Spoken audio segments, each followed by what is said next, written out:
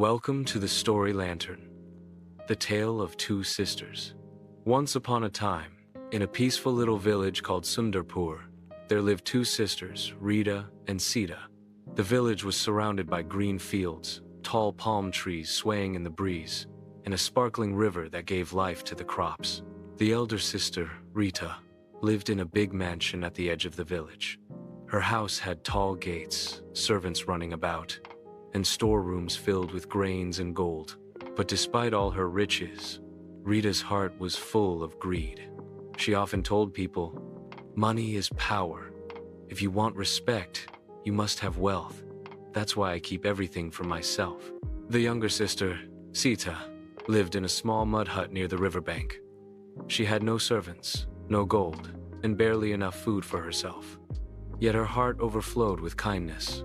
Every morning, she would sweep the front of her hut, light a small clay lamp, and whisper a prayer. "May I always have enough to share." When children from the village ran to her hut saying, "Didi, we are hungry," she would smile, break her single roti into pieces, and feed them, even if it meant going hungry herself. The villagers loved her dearly, and people often said, "Sita has little in her hand but a lot in her heart." One summer, a terrible drought struck Sundarpur. The river dried up, the fields turned brown, and the villagers struggled to find food. Desperate families went to Rita's mansion and pleaded, "Bahenji, you have storerooms filled with grains. Please share some with us. Our children are starving." But Rita turned them away coldly. "Go find food elsewhere. I worked hard for this. Why should I waste it on you?" She shut the gates, clutching her keys tightly.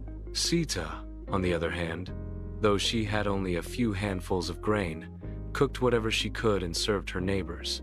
Sometimes she had nothing left for herself, yet she never complained. "If we help each other, we can survive this storm," she would say with hope in her voice. One day, a weary old traveler knocked at Sita's door. His clothes were torn, and his face looked pale with hunger.